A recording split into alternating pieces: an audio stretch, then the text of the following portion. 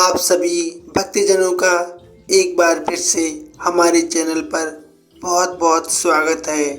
जय श्री कृष्णा प्रिय श्रोताओं, आज की इस कथा में हम जानेंगे विजय एकादशी की व्रत क्यों अद्भुत है, इसका पालन करने से कौन कौन से लाभ प्राप्त होते हैं और क्यों स्वयं भगवान श्री राम ने इसे करने का संकल्प लिया था। तो आइए इस दिव्य कथा यात्रा में हम सभी जुड़े और भगवान श्री कृष्ण के अमृतम वचनों को सुने। आप सभी को विजय एकादशी की बहुत बहुत शुभकामनाएं। यदि आप हमारे चैनल पर नए हैं तो सब्सक्राइब अवश्य कर लें, साथ ही वीडियो को लाइक शेयर करें। श्री हरि आपके भंडारे भरें, आपका बहुत धन्यवाद होगा। स्कंद पुराण में विजय एकादशी की महिमा का वर्णन इस प्रकार किया गया है। एक बार धर्मराज युधिष्ठिर ने भगवान श्री कृष्ण से पूछा, हे वासुदेव, फागुन मास के कृष्ण पक्ष में कौन सी एकादशी आती है? कृपया इस विषय में आप मुझे बताइए।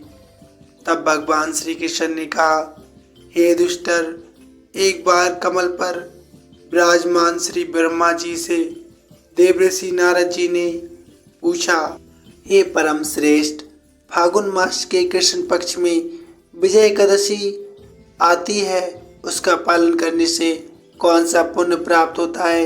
कृपया आप इस बारे में मुझे बताइए। श्री ब्रह्मा जी ने नारद से कहा, सुनो, मैं तुम्हें एक कथा सुनाता हूँ जो सब पापों का हरण करने वाली है। ये व्रत बहुत प्राचीन और पवित्र है। ये विजय एकादशी राजाओं को विजय प्रदान करने वाली है।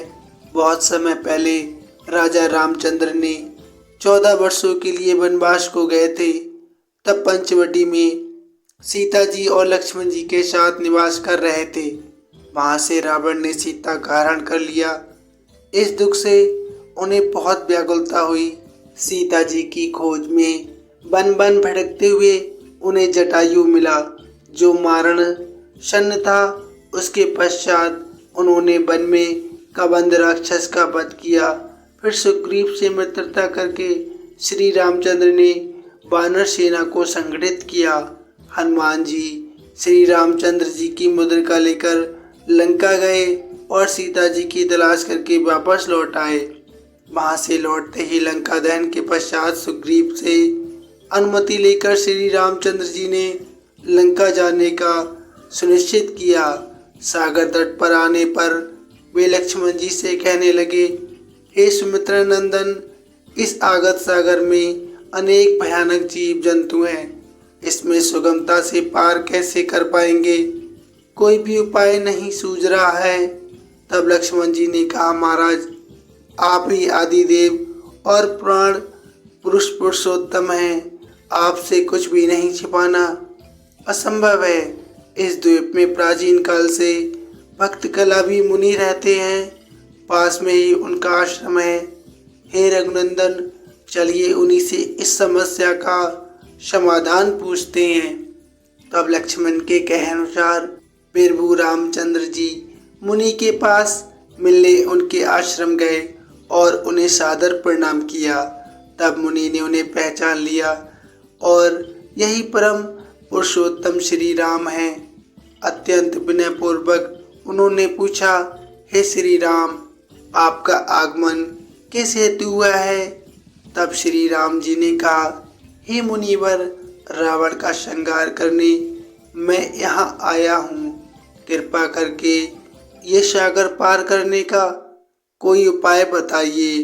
तब मुनि जी ने कहा, हे श्री राम, फागुन मास के कृष्ण पक्ष की विजय एकादशी के पालन से विजय मिलती है।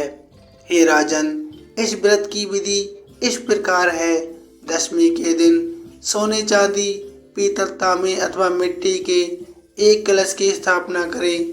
उसमें पानी भरकर पत्ते डालें। उस पर भगवान नारायण के स्वर्णमयी एकादशी के दिन प्रातःकाल उठकर स्नान करें। उसके बाद पुष्पमाला, चंदन, सुपारी, नारियल अर्पण करके फिर उस कलश की पूजा करनी चाहिए। दिन भर कलश के सामने बैठकर कथा करनी चाहिए। साथ ही जागरण भी करना चाहिए। घी का एक दीपक जलाने से ही अखंड सिद्धि प्राप्त होती है। उसके पश्चात द्वादशी के दिन नदियाँ तालाब के किनारे उस कलश की विधिवत पूजा करके वह कलश ब्राह्मण को दान करना चाहिए। हे श्री राम, कलश के साथ और भी बड़े बड़े दान करने चाहिए। आप इस व्रत का पालन कीजिए, इससे आपको विजय अवश्य प्राप्त होगी। श्री ब्रह्मा जी ने देवऋषि नारद से कहने लगे, हे नारद, तब मुनिवर के कहे अनुसार प्रभु श्री रामचंद्र जी ने विजय एकादशी का व्रत किया। उस व्रत के पुण्य प्रताप से ही श्री रामचंद्र जी विजय हुए। हे पुत्र, इस व्रत के प्रभाव से मनुष्य को इस जीवन में विजय मिलती है और अक्षय परलोक प्राप्त होता है। भगवान श्री कृष्ण ने धर्मराज युधिष्ठिर से कहा, महाराज, अब आपको भी इस एकादशी का पालन करना चाहिए और इसका महात्म सुनने से वाजपेयी यज्ञ फल प्राप्त होता है।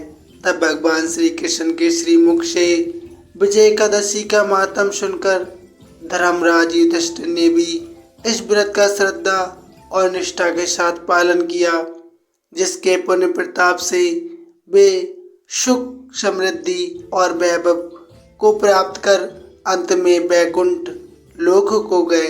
विजय एकादशी व्रत कथा समाप्त। भगवान श्री कृष्ण ने धर्मराज युधिष्ठिर को विजय एकादशी की महिमा समझाई, जिससे उनका हृदय भक्ति भाव से भर उठा।